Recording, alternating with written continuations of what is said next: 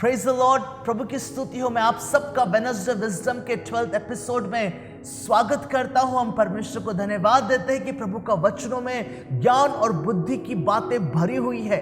आमीन। और हम जो परमेश्वर के वचनों से सुनते हैं और सीखते हैं, जब उसका कलाम जो वचन है खोला जाता है, प्रकाशन उससे मिलता है। और मेरे अपने वैयक्तिक जीवन में जब मैं प्रभु के वचनों को पढ़ा और मेरे अपने खुद की स्टडी के द्वारा जिन बातों को मैंने पाया, उसको मैं चंद समय लेकर आपके साथ में बांटना चाहता हूँ। आज मैं प्रभु यीशु मसीह के चरणों के बारे में मैं बातचीत करने वाला हूँ। मैं उन चरणों के बारे में बात करने वाला हूँ जहाँ पर ज्योतिष लोग आते हैं और उसको नमन करते हैं। मैं उन चरणों की बात करने जा रहा हूँ जब मरियम उसको देखती है, उस प्रभु यीशु मसीह को देखती है, उसके चरणों को देखती है, को जानती है ये मेरा उद्धार करता परमेश्वर है।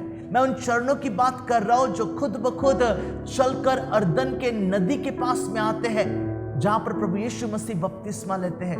मैं उन चरणों की बात कर रहा हूँ जब प्रभु यीशु मसीह देखते हैं कि ये मंदिर जो मेरे परमेश्वर का भवन, आराधना का भवन कहलाना चाहिए, पर यहाँ पर तो बिजनेस चल रहा है। मैं उन चरणों की बात कर रहा हूँ जहाँ पर जो चरण दौड़ कर जाकर वहाँ के सारे बिजनेसमैन लोगों को वहाँ से भगा रहे हैं। मैं उन चरणों की बात कर रहा हूँ जो चरण पानी पर भी चले और जमीन के ऊपर भी चले। मैं उन चरणों की बात कर रहा हूँ जो एक व्यक्ति के उद्धार के लिए मीलों मील पैदल, धूल मिट्टी हो, पहाड़ी का इलाका हो, कैसा भी कोई रास्ता क्यों ना, वो चल कर जाते थे एक व्यक्ति के उद्धार के लिए, एक व्यक्ति की चंगाई के लिए, एक व्यक्ति को बचाने के लिए। मैं उन चरणों की बात कर रहा और इमेजिन करता हूँ कि वो चरण जब वो खेत और खलियान से गुजरते होंगे तो वहां के सारे घास और वहां के पेड़ पौधे कहते होंगे, अरे देखो देखो ये हमारा उद्धार करता यहाँ से गुजर रहा है। उसकी चरणों की आहट को सुनकर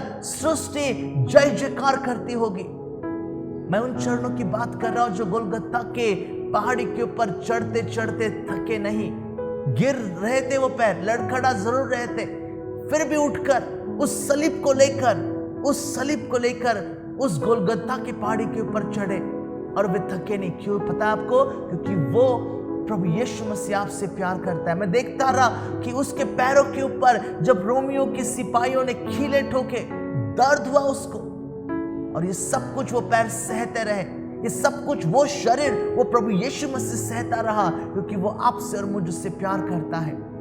राइट? आप सोच रहे होंगे कि क्या विशेष है उस पैरों में, कौन सी ऐसी बात है कि वो पैर बड़े ही सुहावने पैर है, क्या ऐसी बात उस पैरों में है? मैं आपके साथ में जो वचनों से मैंने पाया है मैं आपके साथ में बांटना चाहता हूँ। बड़ी सुंदर सी बात। पहली बात मैंने यहाँ पर वचनों में देखी कि वो पैरों के पास में जब हम आते हैं तो पापों की क्षमा होती है। लूका रचित सुसमाचार के 7वें अध्याय में आप उस पापिन स्त्री के बारे में आप देखते हो जो प्रभु यीशु मसीह के चरणों के पास में आती है, अपने इत्र की कुप्पी को तोड़ती है, पूरा जो इत्र है उसके पैरों के ऊपर डालती है और अपने बालों से उसके पैरों को पोंछना शुरुआत करती है। आसपास के लोग कहते कि अरे क्या बुद्धिहीन औरत है, इतने पैसों से तो कई सारे गरीबों को खाना खिलाया जा सकता है। प्रभु यीशु मसीह के नजरों में वो औरत जो थी, जो संसार की नजर में पापीन थी, पर जब वो अपने उस एटीट्यूड के साथ में यीशु के चरणों के पास में नम्रता से आती है, प्रभु यीशु मसीह का वचन लिखा इस प्रकार से, हे स्त्री तेरे अपराध क्षमा हुए हैं।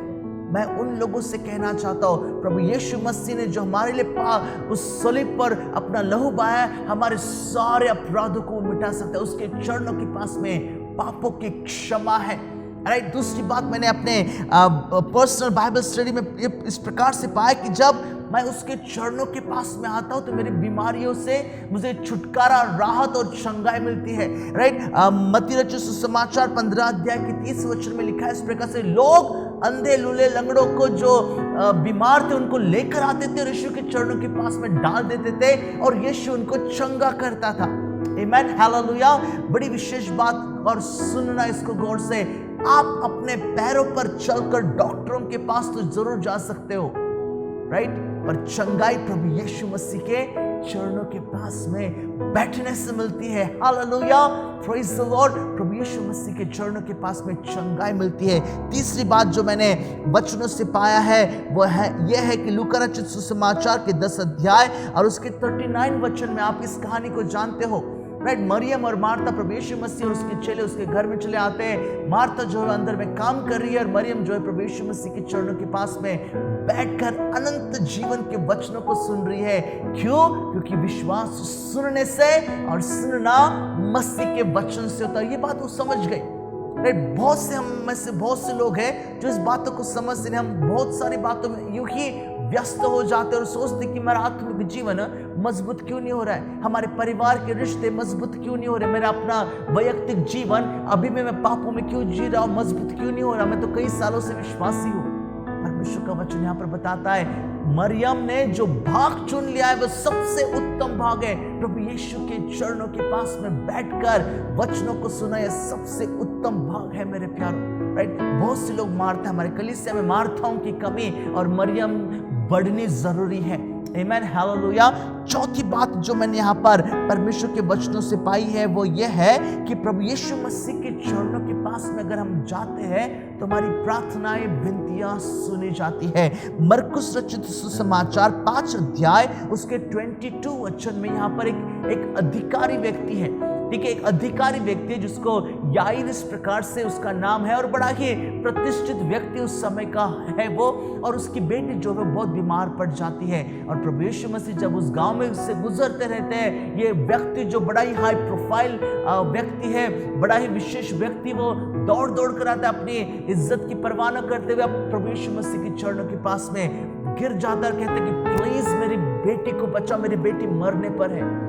प्रभु यीशु मसीह व्यस्त है यहाँ पर, भीड़ उसके ऊपर उमड़ रही है। और साथ साथ में आप मरकुस में पाओगे कि वो एक औरत भी है वहां पर जो 12 साल से लहू बहने की उसको बीमारी थी और वो भी प्रभु यीशु मसीह को स्पर्श करना चाहती है। वचनों में इस प्रकार से लिखा हुआ है कि उसके सेवक चले आते, कहते कि तू प्रभु यीशु मसीह को तकलीफ मत दे, तेरी बेटी मर चुकी है। राइट। पर प्रभु यीशु मसीह के पास में वो जब वो जाता है, कहता कि तू विश्वास रख, तेरी प्रार्थना सुनी गई, तेरी बेटी जिंदा और जीवित रहेगी। आमीन। और उसी घटना में उसकी बेटी जो है वो जिंदा हो जाती है। प्रभु यीशु मसीह के चरण, आप अपने पैरों से लॉयरों के पास में जा सकते हो, शायद से आप निराशा से लौट कर आओगे। डॉक्टरों के पास में अपने पैरों पर जा सकते हो, पर आप शायद से वहां से भी निराशा से लौट कर आओगे।